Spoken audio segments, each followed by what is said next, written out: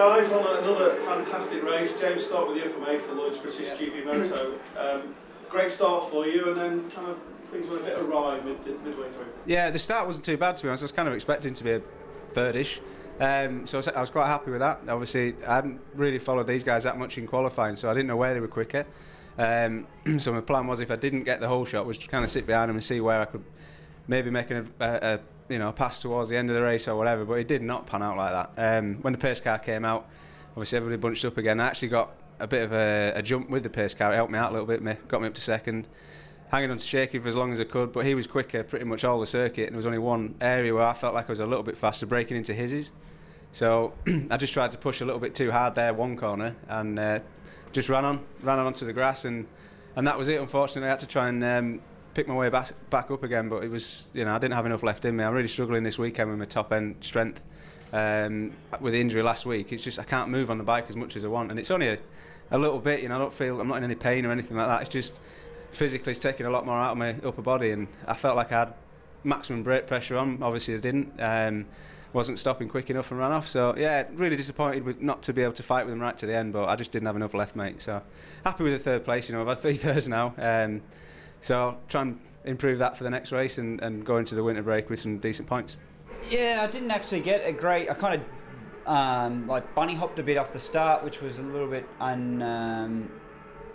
uncalculated on my behalf, and then that didn't really matter anyway because the pace car came out, so we all sort of just sat in our position for a few laps.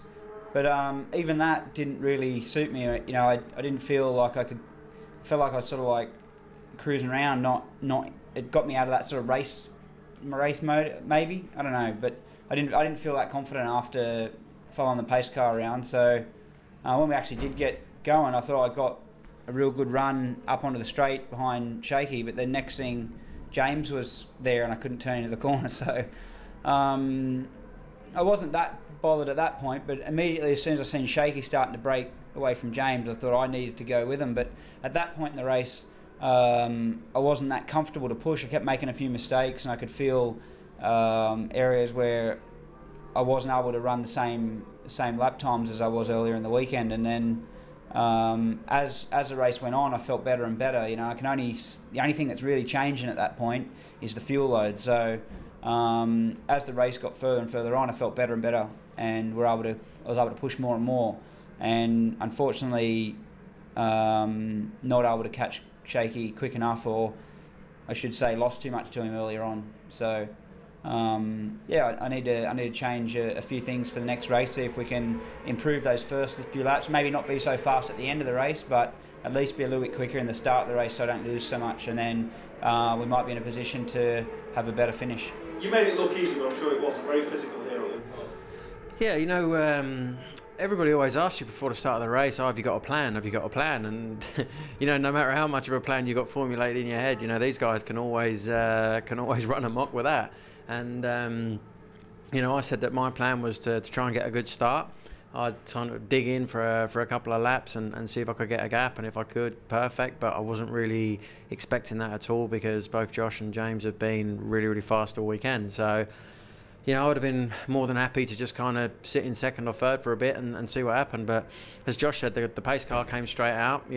I went for it off the start and was gonna try and go, and then the pace car came out, and I looked at Josh one of the laps we was following the pace car, because first lap we came round, the track looked horrific. There was mud and stuff everywhere. Yeah, and I just thought it was dirt. I was thinking maybe just sweep that off and and you're like going, I don't know. It just looked to me like a little bit more than dirt, and I was like looking at Josh as if to say, come on, what do we do? Should we restart, or are they gonna carry on? Because you have to bear in mind, we tip into the top of there flat in fourth on the rev limiter at probably 140 odd miles an hour.